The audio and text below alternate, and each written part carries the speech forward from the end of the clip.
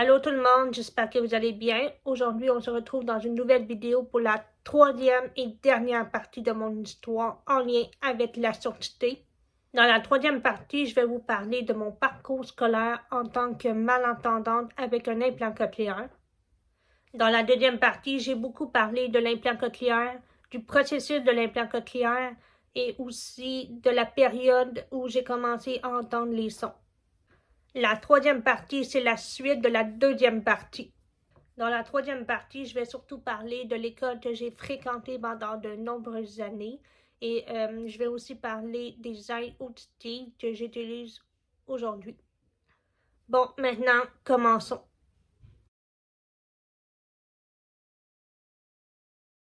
Dès l'âge de mes 14 mois jusqu'à l'âge de mes 4 ans, j'ai fréquenté l'Institut de réadaptation en déficience physique.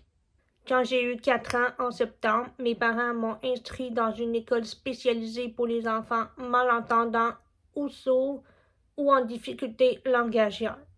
Quand je suis arrivée dans cette école à 4 ans, je ne parlais pas. Je disais quelques mots et je signais légèrement. Il faut savoir qu'à cette école, on n'enseigne pas la langue des signes, ce qui veut dire qu'on n'apprend pas la langue des signes et on ne communique pas en signes. Cette école nous enseigne la langue française parlée et écrite et ils veulent qu'on communique par le langage parlé. Alors, c'est à partir de ce moment-là que j'ai commencé à apprendre à communiquer par le langage parlé.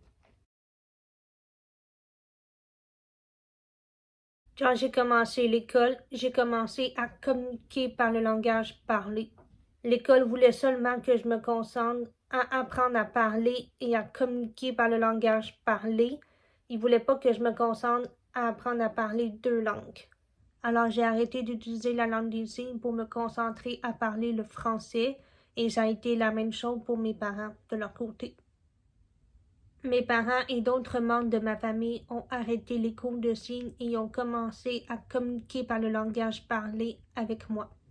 Quand j'ai commencé à parler, au début, j'ai commencé à dire des mots, après ça a été des phrases courtes et plus tard, ça a été des phrases longues.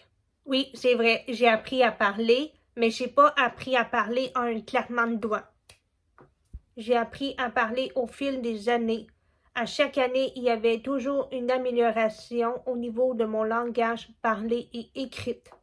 Au début, mon français parlé n'était pas parfait. Je prononçais mal les mots ou les phrases. Mais en travaillant la prononciation avec le temps, je m'améliorais et je prononçais mieux les mots et les phrases. Quand j'ai commencé à fréquenter cette école, il y avait toute une équipe de professionnels qui étaient présents pour m'aider à progresser dans mon français parlé, écrit et dans mes apprentissages scolaires. J'ai travaillé avec différents professionnels. De un, il y avait l'enseignante que je voyais à tous les jours de la semaine. Mon enseignante enseignait les matières à moi et aux autres élèves. Elle nous enseignait les matières de base, par exemple français, anglais, mathématiques, les sciences. Dans la classe, on n'était pas beaucoup d'élèves. On n'était pas un gros groupe de 20 à 30 élèves comme dans une classe régulière. On était environ de 3 à 8 élèves, ça dépendait des années. Mon enseignante travaillait fort pour m'aider à progresser dans mon français, parler, écrit, dans mes apprentissages scolaires et dans mes difficultés scolaires. Par exemple, quand je ne comprenais pas la matière enseignée en classe, ma professeure s'assoyait à côté de moi et prenait le temps de m'expliquer la matière que je ne comprenais pas. J'ai fréquenté cette école pendant de nombreuses années. J'ai eu beaucoup d'enseignants ou d'enseignantes. De toutes les profs que j'ai côtoyés, de mon point de vue, j'ai trouvé que les profs mettaient toute leur énergie pour nous aider à réussir.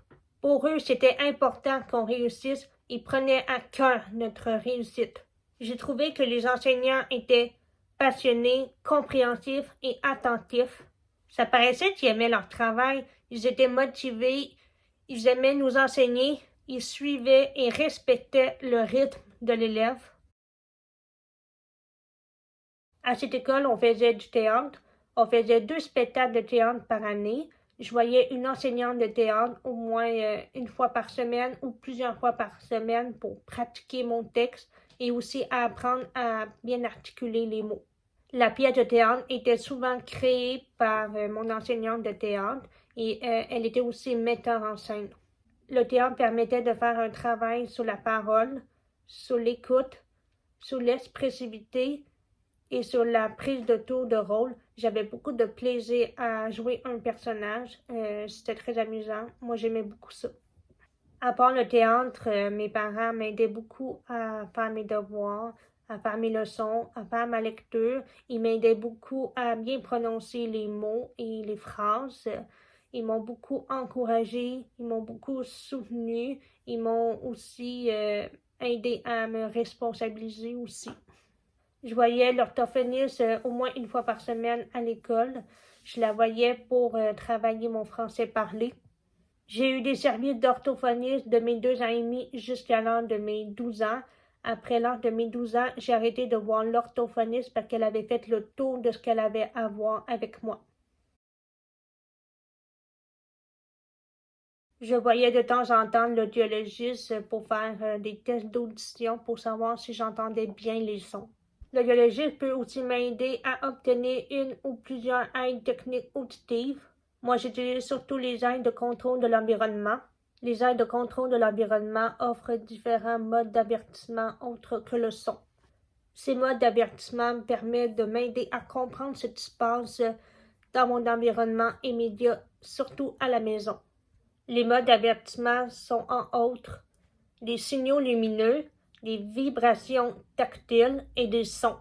Pour ce qui est des signaux lumineux, c'est un dispositif muni d'une lampe qui s'allume et qui s'éteint alternativement pour avertir ou pour attirer l'attention. Pour ce qui est des vibrations tactiles, on trouve souvent c'est soit une manette vibrante ou une pastille vibrante qu'on va mettre souvent en dessous du matelas ou en dessous de l'oreiller. C'est aussi également un mode d'avertissement pour avertir ou attirer l'attention. On utilise souvent les vibrations tactiles quand on n'entend pas. Et pour finir, il y a aussi le son qui est un mode d'avertissement. Souvent, le son va être plus fort pour qu'on arrive à l'entendre. Maintenant, je vais vous parler des différentes aides auditives que j'ai à la maison présentement. Pour commencer, j'ai un réveil matin adapté. Comme vous le savez, un réveil matin, c'est une pendule munie d'une sonnerie qui se déclenche à l'heure indiquée par une aiguille spéciale. Les gens vont être réveillés par le bruit de la sonnerie, mais moi je n'entends pas le bruit de la sonnerie parce que je porte pas mon implant cochléaire la nuit. Alors, au lieu d'être réveillé par le bruit de la sonnerie, ça va être une pastille vibrante qui va me réveiller. Je mets la pastille vibrante en dessous de mon oreiller, car il est important de sentir la vibration près de ma peau, car c'est la vibration qui permet de me réveiller. J'ai un détecteur de sonnerie de porte et de téléphone. Alors, si le téléphone sonne ou qu'on sonne à la porte, le détecteur va m'avertir à l'aide de 2 modes d'avertissement.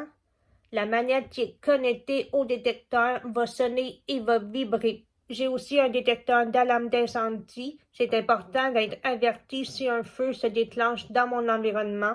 Alors, s'il y a un feu, le détecteur va m'avertir en m'envoyant des signaux lumineux.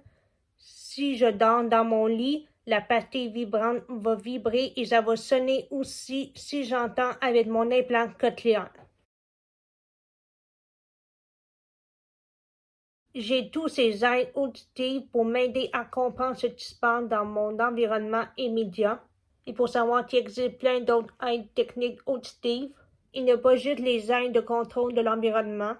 Voilà, j'ai fait le tour des professionnels qui m'ont aidé quand j'étais jeune.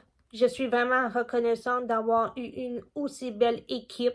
Ils m'ont beaucoup aidé à progresser dans mon français écrit, parlé et dans mes études. J'ai fréquenté cette école pendant 13 ans. J'ai complété ma maternelle, mon primaire et mon secondaire 1 et 2. J'ai fréquenté cette école à partir de l'âge de mes 4 ans jusqu'à l'âge de mes 16 ans. Après l'âge de mes 16 ans, j'ai quitté cette école. J'ai complété mon secondaire 3, 4 et 5 à l'éducation des adultes. L'école que je fréquentais n'avait pas le permis pour enseigner le secondaire 3, 4 et 5. Cette école m'a permis de développer un bon niveau de langage parlé et écrit. Ça m'a permis aussi de réussir mon primaire et mon secondaire 1 et 2. Ça m'a aussi permis de me préparer à vivre une intégration dans une classe régulière à l'éducation des adultes. Après avoir quitté cette école, je n'ai pas fréquenté une école secondaire publique ou privée parce que j'étais rendue trop vieille pour mon âge. Alors, je me suis inscrite à l'éducation des adultes. Aujourd'hui, j'ai mon diplôme d'études secondaires. Je communique bien par le langage parlé et je n'utilise toujours pas la langue des signes. Grâce à mon implant cochléaire, j'entends, mais des fois, j'entends mal. Je ferai une autre vidéo bientôt pour expliquer plus en détail pourquoi et quand j'entends mal quand je porte mon implant cochléaire. Je parlerai également qu'est-ce que j'entends avec mon implant cochléaire. Pourquoi je suis sourde de naissance? En fait, c'est dû à une maladie génétique. Ça a été confirmé par les prises de sang que j'ai faites quand j'étais plus jeune. Je reste tout de même sourde lorsque je ne porte pas mon implant cochléaire et je reste tout de même malentendante lorsque je porte mon implant cochléaire. Oui, j'entends avec mon implant cochléaire, mais j'entends mal. Alors, voilà ce qui conclut mon témoignage sur la surdité. J'espère que vous avez apprécié mon témoignage et ma vidéo.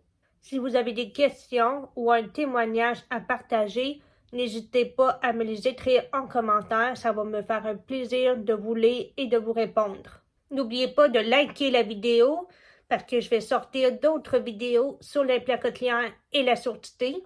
N'oubliez pas de liker la vidéo et de partager si vous voulez. On se retrouve dans une prochaine vidéo. Bye!